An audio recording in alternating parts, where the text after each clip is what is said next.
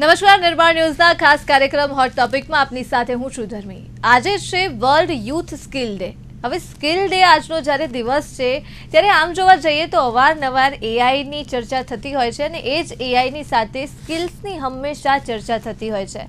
અને એમાં પણ ખાસ કરીને જો વાત કરીએ અત્યારના યુવાનોની તો અઢળક ફરિયાદો છે એક વર્ગની કે આજના યુવાનોને લઈને અનેક પ્રકારની ફરિયાદો છે. બીજી તરફ એવો વર્ગ પણ છે કે જે યુવાનો આજના જે યુવાનો છે એમને ખૂબ સ્માર્ટ સમજે છે. આજના યુવાનો ખૂબ એડવાન્સ છે, સ્કિલ્સ શીખી રહ્યા છે, નવા સ્કિલ્સ માર્કેટમાં છે, આવી રહ્યા છે, શીખવાની જરૂરિયાત ઊભી થઈ છે. આજનો જ્યારે દિવસ છે દર્શક મિત્રો, ત્યારે હવે સવાલ એ થાય કે જો ભવિષ્ય ઉપર એક નજર કરીએ, વર્તમાન પર એક નજર કરીએ તો અત્યારે સમયની માંગ શું છે. એટલે અત્યારે જો આ કોમ્પિટિશનમાં માર્કેટમાં ટકી રહેવું હોય તો કયા સ્કિલ્સની સૌથી વધારે જરૂર છે. અને તેનાથી પણ અગત્યનો સવાલ કે અત્યારનું યુવાન, શું અત્યારનો યુવાધન, અત્યારના યંગસ્ટર્સ ખરેખર સ્કિલ્સ શીખવા માંગે છે ખરા? એ જે ઈચ્છા શક્તિ હોવી જોઈએ અંદરથી કંઈક કરવા માટેની, આગળ આવવા માટેની, આજના યંગસ્ટર્સમાં ખાસ કરીને ભારતની વાત કરીએ, ભારતના યુવાનોમાં ઈચ્છા શક્તિ કેટલી છે નવા સ્કિલ્સ શીખવાની, કંઈક નવું શીખવાની, કંઈક નવું જાણવાની? એ પણ એક મોટો સવાલ છે. એટલે આજે આ દિવસે આ વિશેષ ચર્ચા કરીએ યુવાનોના સ્કિલ્સ ઉપર, યુવાનોના કૌશલ્ય ઉપર. અને ચર્ચા કરવા માટે આપણી સાથે જોડાયા છે એચઆર એક્સપર્ટ ભાવેશ ઉપાધ્યાય અને સાથે જોડાયા છે યુથ મેન્ટર હરીન પંડ્યા. સૌપ્રથમ આ બંને એક્સપર્ટનું હાર્દિક સ્વાગત છે નિર્માણ ન્યૂઝમાં. ભાવેશજી, પહેલા સવાલ એ જ કે અત્યારની જે માંગ છે સ્કિલ્સ નવા શીખવા જોઈએ, પણ એક સવાલ એ ઊભો થતો હોય છે કે અત્યારના યુવાનોમાં કેટલી ઈચ્છા શક્તિ છે નવા સ્કિલ શીખવા માટેની, અને અત્યારના જે યંગસ્ટર્સ છે કેટલા સ્કિલ્ડ છે? બહુ સરસ. એક તો તમે રથયાત્રાના દિવસે આટલો સરસ ટોપિક તમે પસંદ કર્યો છે. રથયાત્રાની પૂર્વ એક દિવસ પહેલાની વાત કરું છું, એટલે બહુ અદભુત ટોપિક છે. અને તમે જ્યારે પણ કોઈ પણ કંપનીને પૂછો ને અત્યારે કે ભાઈ તમારી શું ચેલેન્જીસ છે, ત્યારે એમને એક જ ક્વેશ્ચન એમના મગજમાં હોય છે કે આજના યુવાનોને કેવી રીતે એમની એનર્જીને ચેનલાઇઝ કરવી અને ગ્રોથ તરફ લઈ જવા, એ અમને ખ્યાલ જ નથી આવતો. એટલે આ જે ટોપિક છે ને એ બહુ અદભુત ટોપિક છે. હવે આજના યુવાનો શું ઈચ્છે છે અને એમનું કેરિયર કેવી રીતે બનશે ને, એ બહુ ગહન ચિંતાનો વિષય છે. ભારતમાં તમે જોશો ને તો 65% પોપ્યુલેશન બિલો 35 યર્સ છે. એટલે ભારત માટે આ શ્રેષ્ઠ ઓપોર્ચ્યુનિટી છે. પરંતુ જ્યારે પણ તમે, હું ઘણી બધી કંપનીઓમાં ડિરેક્ટર છું, જ્યારે પણ હું કંપનીના ઓનરને પૂછું ને ત્યારે એમની બે ફરિયાદો હોય છે કે આજના યુવાનોમાં ફોકસ નથી, બીજું આજના યુવાનો જે કામ કરે છે ને એમને એકનું એક કામ કરવું ગમતું નથી. એટલે થોડા જ વખતમાં એ બોર થઈ જાય છે. તો જ્યારે આપણે આ સ્ટેજે ઊભા છીએ કે આપણું 65% યંગ છે, ત્યારે મારે એટલું ચોક્કસ કહેવું છે કે આજની સમયમાં જે સ્કિલ સેટ છે ને એ તમારું એક મહામૂડી ધન છે. એટલે આજના યુવાનો સ્પેશિયલી રૂરલ એરિયા, રૂરલ વિસ્તારમાં કે નાના ગામડાઓમાં જે યુવાનો છે, હવે જો એ લોકોમાં સ્કિલ સેટ અને એ લોકોનું જે ઇનોવેશન છે હવે ધીરે ધીરે બહાર આવી રહ્યું છે, થેન્ક્સ ટુ ડિજિટલ ઇન્ડિયા અને social media.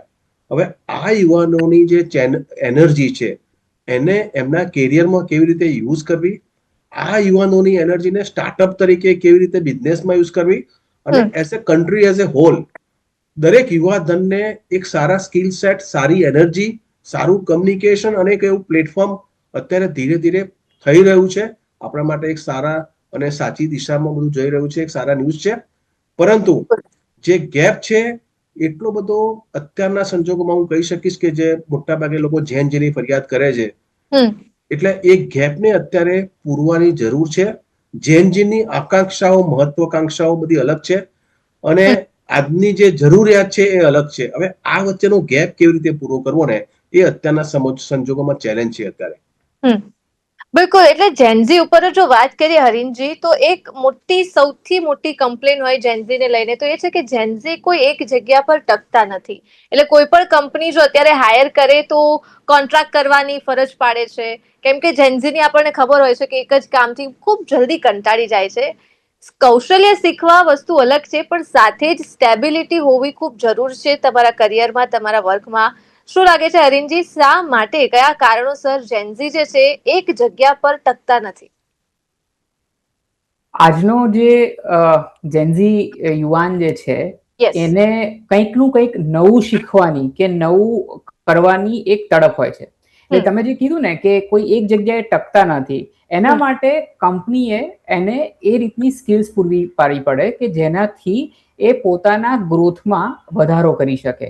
Growth in the sense not only financial growth or position growth but also in the skill development.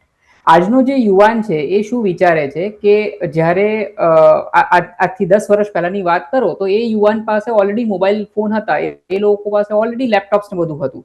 આજના એ જ યુવાન પાસે એઆઈ નું પાવર છે.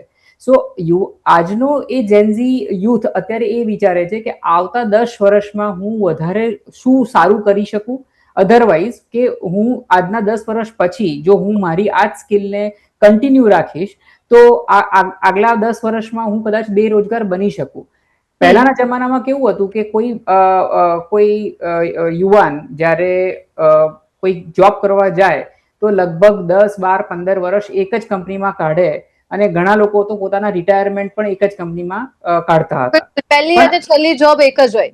એક્ઝેક્ટલી. અને આજના યુવાનમાં કેવું છે કે આજે ભલે હું અત્યારે ટેકનોલોજી ડિપાર્ટમેન્ટમાં કામ કરું છું, આજે હું કોડર છું, કોડ બનાવું છું, પણ આજથી 5 વર્ષ પછી મારે એ વસ્તુ નથી કરવી. મારે એક એઝ અ એન્ટરપ્રિન્યોર તરીકે મારું નામ કમાવું છે, દુનિયામાં લોકો મને ઓળખે, મારી પ્રતિભાને ઓળખે કે મારી સ્કિલ સેટને ઓળખે, એના ઉપર એ પોતાનું વધારે કામ કરવા માંગતો હોય છે.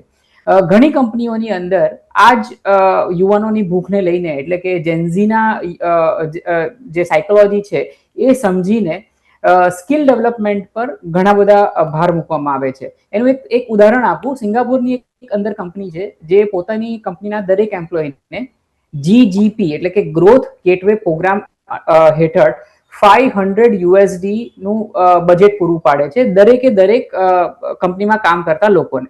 હવે આ $500 જે છે એનાથી એ વ્યક્તિ પોતાની સ્કિલ સેટ જે છે એને ડેવલપ કરવા માટે એ કોઈ પણ પ્રકારનો કોર્સ કરી શકે કે કોઈ પણ પ્રકારની સ્કિલ ડેવલપમેન્ટની અંદર એ પૈસા વાપરી શકે. હવે અહીંયા કંપનીએ એ પણ ધ્યાન રાખ્યું છે કે એવું જરૂરી નથી કે તમે જો કોર્સ કર્યો તો એ કોર્સ કંપનીને શું ફાયદો થશે. આજે કંપનીઓ એ પણ માને છે કે જો કોઈ પણ યુવાન કોઈ સ્કિલ સેટ ડેવલપ કરે છે તો એ સ્કિલ સેટથી ડાયરેક્ટલી જો કંપનીને ફાયદો નથી થતો પણ ઇનડાયરેક્ટલી કંઈક ને કંઈક ફાયદો કંપનીને થાય છે. એટલે કે મેનેજમેન્ટનો કોઈ માણસ હોય એ ટેકનિકલ કોઈ કોર્સ કરી શકે, ટેકનો કોઈ માણસ હોય મેનેજમેન્ટનો કોર્સ કરી શકે. સો આ રીતનું એક ઓપન માળખું જો આપણે પણ ઉઠાવીએ તો એ ઘણી બધી વસ્તુઓને આગળ ધપાવી શકે છે. જેવી રીતે પ્રધાનમંત્રી કુશળ યોજના જે છે એની અંદર પણ ઘણા બધા આ પ્રકારના ઇન્સેન્ટિવ્સ ને બધું આપવામાં આવે છે. એને વધારે મજબૂત કેવી રીતના કરી શકાય અને દરેકે દરેક યુવાન સુધી આ યોજનાઓ કેવી રીતના પહોંચે, જો એની ઉપર ધ્યાન આપવામાં આવે તો જેન્ઝી નો આપણો જે પ્રોબ્લેમ છે કે જેન્ઝી ટકતા નથી એ કદાચ પ્રોબ્લેમ આપણને ફેસ નહીં કરવો પડે. બિલકુલ. ભાવેશને શું લાગે છે, સ્કિલ્સની જો વાત કરીએ તો અત્યારના જે યુવાનો છે એ કેટલા સ્કિલ્ડ છે? સૌથી પહેલા તો એક સવાલ એ જ આવે, કેમ કે પછી જનરલ નોલેજની વાત હોય, પોતાના બિહેવિયરની વાત હોય. સ્કિલ એટલે એવું નહીં કે મને કોમ્પ્યુટર આવે છે, મને લખતા આવડે છે, વાંચતા આવડે છે. અત્યારે સ્કિલ્સની જે ડેફિનેશન છે એ ખૂબ વિશાળ થઈ ગઈ છે. સ્કિલ્સમાં ઘણી બધી વસ્તુઓનો સમાવેશ થાય છે. અત્યારનું જે યુવાધન છે એ કેટલું અપ્રોપ્રિએટ છે ભવિષ્યમાં કોર્પોરેટમાં કામ કરે, બિઝનેસ કરે, એન્ટરપ્રિનર બને, જે પણ બને, પણ કેટલું સ્કિલ્ડ છે અત્યારનું યુવાન ફ્યુચરમાં પોતે રોજગાર મેળવી શકે એના માટે? એક પ્રશ્ન બહુ જ અગત્યનો અત્યારે અહીં થાય છે કે આજના યુવાનોમાં એમને પોતાને શું જોઈએ છે ને એમની બહુ ક્લેરિટી છે, પરંતુ એ શું કન્ટ્રીબ્યુટ કરશે ઓર્ગેનાઇઝેશનમાં કે સમાજમાં એ વિશે એમને ખ્યાલ નથી. બીજું કે સ્કિલ એટલે શું? રાઇટિંગ એ સ્કિલ છે, પણ how to write that is your competency. એટલે આજના યુવાનોમાં 3 વસ્તુમાં મોટો ગેપ મને દેખાઈ રહ્યો છે. કારણ કે તમે જ્યારે કંપનીના ઓનર્સની વાત કરો ને તો 60% એટ્રિશન, 70% એટ્રિશન એટલે stability is a big issue as of નાઉ. એટલે જ્યારે આજના યુવાનોમાં ધીરજ રાખવાની જે એક સ્કિલ હોવી જોઈએ અથવા તો બિહેવિયર હોવું જોઈએ, એ ધીરજ બહુ ઓછી છે. દરેકને ફાસ્ટ ગ્રોથ કરવો છે. એટલે જ્યારે તમે કોઈ પણ કંપનીમાં કે સંસ્થામાં જોડાઓ ત્યારે એ સંસ્થાનો બિઝનેસ સમજો, ઓવરઓલ પર્સ્પેક્ટિવ સમજો, માર્કેટને સમજો, તમે તમારી સ્કિલ સેટ કરો અને પછી પરફોર્મન્સ આપો. એટલે હવે આ બધું કરવા માટે તમારે 2 વર્ષ જોઈએ, 3 વર્ષ જોઈએ. પરંતુ આજના યુવાનોમાં ધીરજના અભાવને લીધે 6 મહિનામાં, 8 મહિનામાં, 12 મહિનામાં નોકરી છોડી દેવી છે. હવે આવું કરીને એ પોતાની જ પ્રોફાઇલ બગાડી રહ્યા છે. એટલે જો આજના યુવાનો સ્કિલ સેટ સાથે સાથે એમની competency enhancement plus knowledge enhancement અને જો ધીરજ રાખવાની જો વૃત્તિ કેળવશે તો દરેક યુવાનનો ગ્રોથ થશે. અને બીજું, આજનો યુવાનને દરેકને એન્ટરપ્રેન્યોર થવું છે, એ બહુ સરસ વસ્તુ છે. પરંતુ એન્ટરપ્રેન્યોર થતા પહેલા તમારે કોઈ પણ સંસ્થામાં કામ કરીને જમીની હકીકતો મેળવવી જોઈએ. એટલે સ્ટાર્ટઅપ અથવા પોતાનો બિઝનેસ કરવો બહુ સરસ વસ્તુ છે, પરંતુ તમારે પહેલા 5 વર્ષ તો કામ કરવું પડશે, તો જ તમને જમીની હકીકતનો ખ્યાલ આવશે. અને ટેકનોલોજી એ પૂરતી નથી.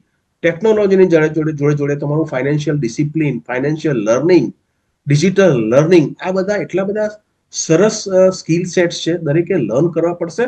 તો જ આજના યુવાનનું કોમ્પ્રેહેન્સિવ લર્નિંગ અને ગ્રોથ થશે.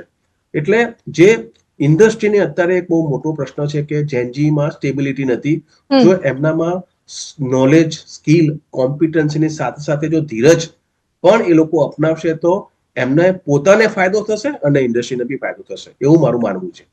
એટલે ભાવેશજી, અહીંયા 2 સવાલ ઉભા થાય છે. જેનઝી યુવાનોનું એવું કહેવું છે કે જો અમે જલ્દીથી અમારી ફિલ્ડ બદલશું, જલ્દીથી અમે કંપની બદલશું તો અમારો ગ્રોથ જલ્દી થશે, પછી સેલેરી વાઇઝ હોય કે કોઈ બીજા વાઇઝ હોય, સિનિયોરિટી જલ્દી મળશે. અને બીજી દલીલ એવી છે કે જો તમે જલ્દી, જે પ્રકારે તમે કહ્યું કે તમે એટલું જલ્દી ચેન્જ કરશો તો તમારું રિઝ્યુમ તો બગડશે, તમારું પ્રોફાઇલ તો બગડશે, પણ સાથે ઘણું કન્ફ્યુઝન પણ ક્રિએટ થઈ શકે છે. હવે આ બેમાં સાચું કોણ?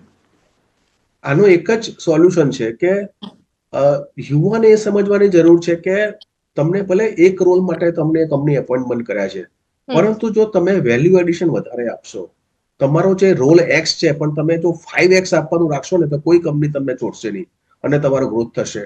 શોર્ટ ટર્મ ગેઇન તમને કોઈ દિવસ લાંબે ગાળે ફાયદાકારક હોતો જ નથી. એટલે તમને 5,000 રૂપિયા કોઈ વધારે આપે ને આજે તમે છોડી દેશો ને તો એ લાંબા ગાળે તમારા માટે નુકસાન કરતા જ છે. આથી હું દરેક યુવાનોને સ્પષ્ટ રૂપે વિનંતી કરવા માંગુ છું કે તમે ધીરજ રાખો. તમારી જે સ્કિલ છે, તમારું જે ઓવરઓલ ડેવલપમેન્ટ છે, તમારા જે બિઝનેસના અલગ અલગ પર્સ્પેક્ટિવ છે, અથવા તો તમે કોઈ પણ ક્ષેત્રમાં હો એના અલગ અલગ પર્સ્પેક્ટિવ છે, માર્કેટને ઓળખો, બધી જ પ્રકારના જેટલા બી ઇન્ટરનલ અને એક્સટર્નલ સંજોગો છે એ લોકોને ઓળખો, સમજો અને એમાં એક્સપર્ટાઇઝ લો અને પછી તમે છોડવાની પ્લાન કરો. જે લોકો, હું તમને કહીશ કે 15% લોકો, જે લોકો જેમની સ્ટેબિલિટી મોર ધેન 5 years છે એક જ ઓર્ગેનાઇઝેશનમાં, એ લોકો સીઈઓ અને સીઓઓ અને વાઇસ પ્રેસિડેન્ટ બન્યા છે. જે લોકો 1 વર્ષમાં કે 8 મહિનામાં નોકરી છોડે છે ને એ લોકો કાયમ નીચેના લેવલે સુધી જ રહ્યા છે.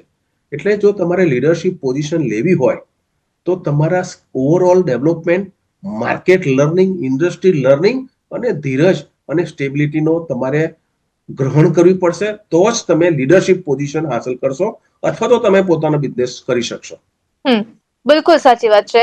હરીનજી, બેઝિક આપણે જો જોવા જઈએ તો જે પ્રકારે આપણે એજ્યુકેશનની જો વાત કરી, કેમ કે આજે કૌશલ્યની સ્કિલ્સની વાત કરીએ છીએ તો એ સ્કૂલિંગથી જ શરૂ થશે. એવું નથી કે યુવાન થયા અને કૌશલ્ય શીખવાનું સ્ટાર્ટ કર્યું તો સીધા જ સ્કિલ્સ આવડી જશે. સ્કૂલથી જ એ શરૂ કરવું જોઈએ.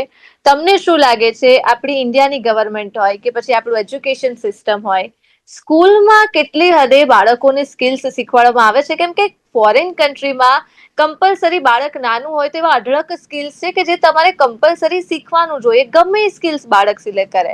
આપણા ઇન્ડિયામાં શું પરિસ્થિતિ છે કે અથવા તો મ્યુઝિકનો પીરિયડ હોય અથવા તો ડ્રોઈંગનો પીરિયડ હોય તો એમાં કોઈ બીજા ટીચર્સ આવી જશે કે મારો સિલેબસ બાકી છે તો એ અમને કમ્પ્લીટ કરવો છે, એને સાઇડલાઇન કરી દેવાય છે, જે સ્કિલ્સ વાળા પીરિયડ હોય છે.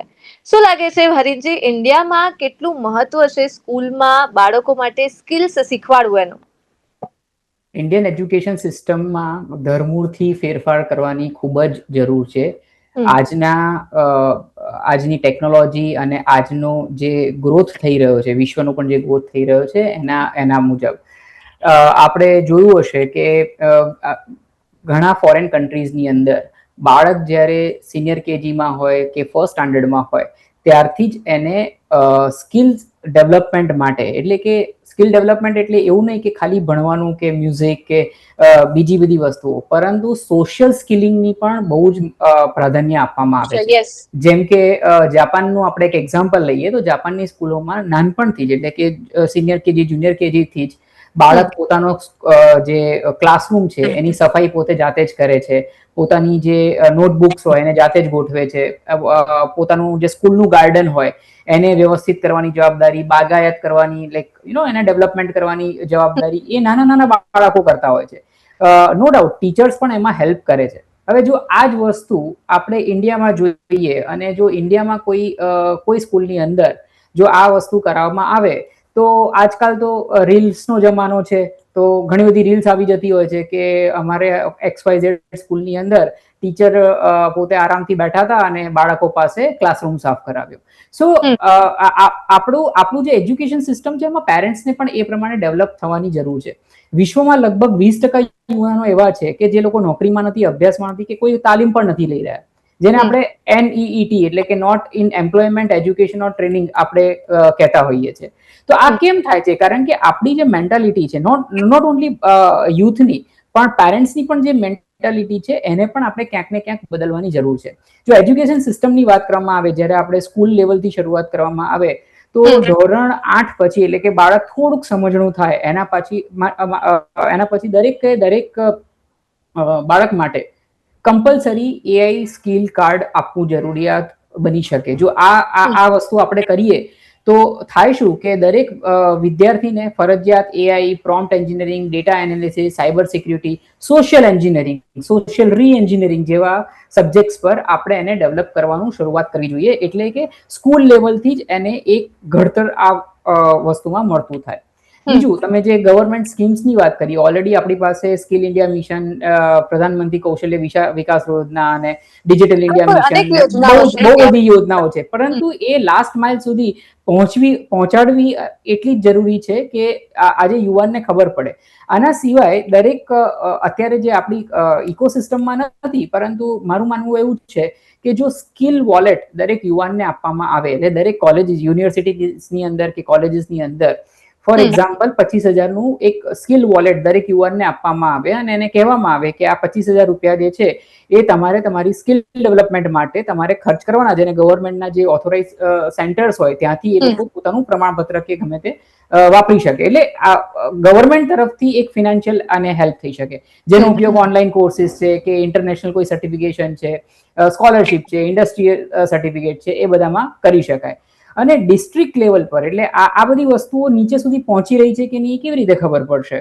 તો એના માટે ડિસ્ટ્રિક્ટ લેવલ પર એક હેલ્ધી કોમ્પિટિશનની બહુ જ જરૂરી છે. તમે સાંભળ્યું હશે કે ઘણી બધી મોટી કંપનીઓ ઘણા મોટા શહેરોની અંદર હેકેથોન ને બધું ઓર્ગેનાઇઝ કરતી હોય છે, પ્રાઇવેટ લેવલ પર ઓર્ગેનાઇઝ કરતી હોય છે. તો આ જ ટાઈપની હેકેથોન ને બધી વસ્તુઓ આપણે ગવર્મેન્ટ લેવલ પર અને ડિસ્ટ્રિક્ટ લેવલ પર એક હેલ્ધી કોમ્પિટિશન તરીકે ઉભરવી જોઈએ.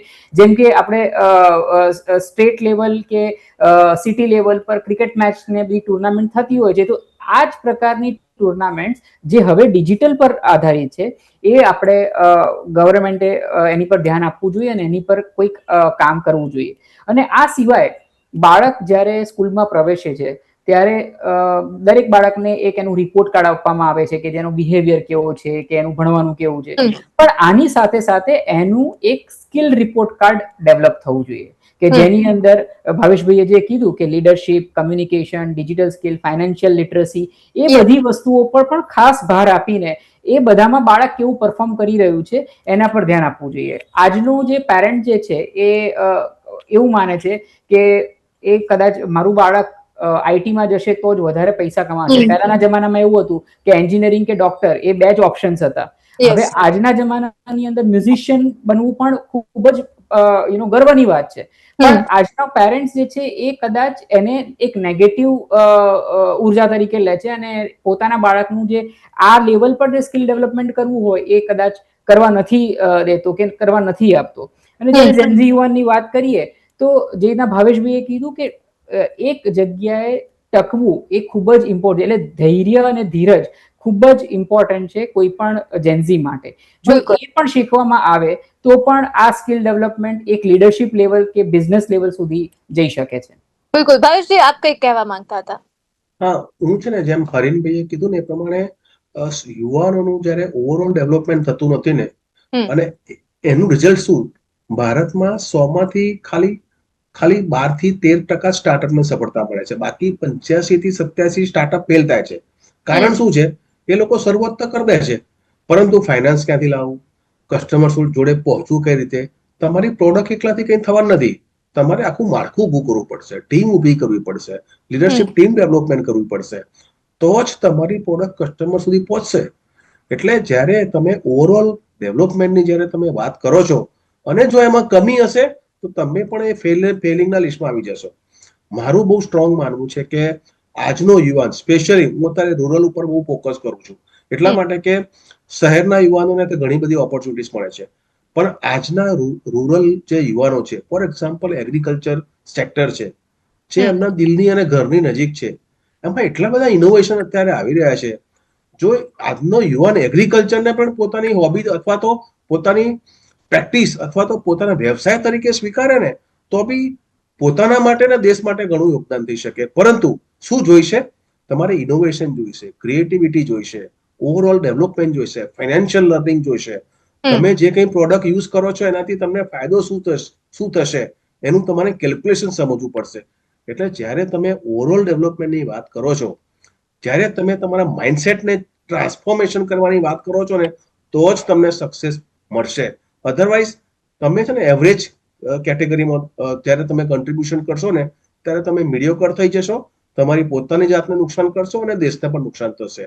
એટલે ટાઈમ આવી ગયો છે આજના યુવાધન માટે કે ઇનોવેટિવ બને, ક્રિએટિવ બને, સ્કિલ સેટ, કોમ્પિટન્સી, નોલેજમાં એન્હાન્સમેન્ટ કરે અને ઓવરઓલ ડેવલપમેન્ટ અને ગ્રુમિંગ વિશે વિચારે, તો જ પોતાનો ગ્રોથ થશે, સમાજનો ગ્રોથ થશે અને દેશનો ગ્રોથ થશે. બિલકુલ સાચી વાત છે. પણ ભાવેશજી, એક સવાલ ઇન્ડિયાનો હંમેશા રહ્યો છે અને એ છે બેરોજગારીનો. આમ તો અઢળક સવાલો છે, બેરોજગારી પાછળ કારણ અનેક છે, પણ જો કૌશલ્યની આજે આપણે વાત કરીએ તો શું લાગે છે કે આજનું યુવાધન જે છે એમાં કૌશલ્ય કેટલું જવાબદાર કારણ છે કે ભારતમાં વર્ષોથી જે બેરોજગારીની સમસ્યા છે એ બંધ જ નથી થઈ રહી? તમને એક ડેટા આપું, તમને સરપ્રાઈઝ થશે કે ગુજરાતમાં અત્યારે કોર્પોરેટ સેક્ટરમાં 88,000 વેકેન્સીઝ છે. ક્યાં બેરોજગારી છે? કંપનીઓને સારા માણસો નથી મળતા અને સારા માણસોને સારી કંપની નથી મળતી. એઝ ઓન ટુડે અત્યારે 88,000 વેકેન્સીઝ છે આખા ગુજરાતમાં. હવે પ્રોબ્લેમ શું છે કે જો તમે એવરેજ રહેશો ને તો તમને જોબ નહીં મળે. જો તમારામાં સ્કિલ સેટ સારા હશે, તમારી કૌશલ્ય તમારું સારું હશે, તમે એમ્પ્લોયેબલ બનશો, તમે તમારી જાતને એમ્પ્લોયેબલ બનાવશો, તો ઓપોર્ચ્યુનિટી તો પુષ્કળ છે. બેરોજગારી જેવો શબ્દ અત્યારે એટલા માટે કે જ્યારે ઇન્ડિયા આટલું ગ્રોથ થઈ રહ્યું છે અને જો તમને નોકરી ના મળે તો સમજવું તમારા પોતાનામાં જ પ્રોબ્લેમ છે. કારણ કે આટલી અને કંપનીમાં તમે કોઈ પણ પ્રમોટરને પૂછો કે તમારી બિગેસ્ટ ચેલેન્જ શું છે, તો એમ જ કહેશે કે મને એમને સારા માણસો નથી મળતા. સારા માણસો મળે છે તો પછી એ બરાબર કામ નથી કરતા. એટલે બિઝનેસ અત્યારે જો સરસ રીતે ચલાવો ને તો સારું પીપલ મેનેજમેન્ટ કરતા શીખવું પડશે. એ જ રીતે જ્યારે તમે યુવાન છો અને જો તમને જોબ ના મળતી હોય તો તમારે સમજવાનું કે તમારે ચેન્જ કરવાની જરૂર છે, તમારે લર્નિંગ કરવાની જરૂર છે, તમારે રીશેપ કરવાનો જરૂર છે તમારી જાતને, તો તમને જોબ મળશે જ. બિલકુલ. હરીનજી, શું લાગે છે જ્યારે બેરોજગારીની વાત કરીએ, આપના મતે શું લાગે છે? વેકેન્સી આટલી બધી છે અને એ સાચી વાત છે, વેકેન્સી ઘણી છે, ઓપોર્ચ્યુનિટી ઘણી છે, ખુદનો સ્ટાર્ટઅપ કરી શકે છે જો વેકેન્સી ના હોય તો એ પણ એક ઓપ્શન છે યુવાનો પાસે આજના. પણ તેમ છતાં પણ વર્ષોથી એક કમ્પ્લેન કરવામાં આવે છે કે ભારતમાં ખૂબ બેરોજગારી છે. તેની પાછળનું કારણ શું છે? ભારતમાં બેરોજગારી છે એના માટેનો એક આખું જે સમાજ જે બોલે છે એનાથી હું ટોટલ ડિસઅગ્રી છું અને ભાવેશભાઈની વાત જોડે 100% એગ્રી છું કે આજનો યુવાન MBA કર્યા પછી શું માને છે? મને બધું આવડે. MBA એટલે થાય છે શું કે એને એવું છે કે મેં MBA કર્યું એટલે મને 30,000 પગાર મળવો જોઈએ કારણ કે મારા ભાઈબંધને 30,000 પગાર મળે છે. બિલકુલ. હવે બની શકે કે એનો જે ફ્રેન્ડ છે એની પાસે સ્કિલ સેટ છે, એની પાસે નોલેજ છે, એની પાસે સ્કિલને ક્યાં અપ્લાય કરવી એનું પણ નોલેજ છે. એટલે જરૂરી ઓપોર્ચ્યુનિટી નથી ઓળખતા આવડે છે. ઓપોર્ચ્યુનિટી ઓળખતા આવડે છે અને જરૂરી નથી કે એક જ શાળામાંથી ભણેલા બે બાળકોને સેમ લેવલ પર સેમ પગાર મળે. બિલકુલ. આજે ઘણી વસ્તુ એવી છે કે જે લોકો એવું કહે છે કે હું બેરોજગાર છું અને તમે એમનો જે સ્માર્ટફોન જોશો કે એમની સોશિયલ પ્રોફાઇલની હિસ્ટ્રી જોશો તો તમને જોવા મળશે કે એમનો 70% ટાઈમ એ કદાચ સોશિયલ મીડિયા પર રીલ્સ જોવામાં અને મોંઘા ફોન્સ જે છે એને જ એક્સપ્લોર કરવામાં એમ જ એમનો પોતાનો ટાઈમ 8 થી 9 બગાડે છે. કલાકનો એવરેજ હોય છે 24 કલાકમાં. કરેક્ટ. હવે તમે જે વાત કરી કે યુવાન પોતાની કંપની પણ બનાવી શકે, તો launching a company takes an idea, બરાબર, પણ to sustain that company require strategy, discipline, adaptability and execution. આ બધી વસ્તુઓ જો યુવાન ડેવલપ કરે તો ક્યાંય બેરોજગારી છે જ નહીં. ભાવેશભાઈની વાત એકદમ સાચી છે કે આજે જે કંપનીઓને કોઈને પણ તમે પૂછશો કે તમારો સૌથી મોટો પ્રોબ્લેમ શું, તો કે લોકો નથી મળતા. તો લોકો નથી મળતા અને આપણે એક બાજુ એવું કહીએ છીએ કે રોજગારી નથી, તો આ બંને તો કોન્ટ્રાડિક્ટ થઈ રહ્યા છે. તો વસ્તુ એ છે કે રોજગારી તો છે જ, આટલા બધા બિઝનેસ જો આખા ઇન્ડિયાની અંદર ડેવલપ થઈ રહ્યા છે, સેમિકન્ડક્ટર હબ ડેવલપ થઈ રહ્યું છે, નવા નવા એરપોર્ટ્સ બની રહ્યા છે, તો રોજગારી તો ત્યાં છે જ, કારણ કે ત્યાં માણસો જ કામ કરવાના છે. એઆઈ બોટ્સ તો અત્યારે કામ કરવાના નથી. પરંતુ આજના યુવાનને કેવું છે કે મારે કોમ્પિટિશન પ્રમાણે મને આ રીતે આવી જોબ મળશે તો જ હું એ જોબ કરીશ. ઘણા લોકોના ટેબલ અને ઇન્ટરવ્યુ ચેર વાળી જોબ થી પ્યાર છે. અત્યારના જે યુવાનો છે એમને કેબિન જોઈએ છે, એમને ખુરશી જોઈએ છે, એમને ટેબલ જોઈએ છે, વ્હાઇટ કોલર જોબ જોઈએ છે, એટલે પણ ક્યાંક આ ફરિયાદો ઉઠતી હોય છે. એ પછી પાછો આખો અલગ વિષય થઈ જાય છે. સમયનો અભાવ છે, અટકાવવા માંગીશ. ખૂબ ખૂબ આભાર ભાવેશજી, હરીનજી, આ બંને એક્સપર્ટનો અમારી સાથે જોડાવા બદલ અને આજના દિવસે ચર્ચા કરવા બદલ થેન્ક યુ સો મચ. મિત્રો, આજની આ વિશેષ ચર્ચામાં હાલ પૂરતું માત્ર આટલું જ. મને આપશો રજા. નમસ્કાર.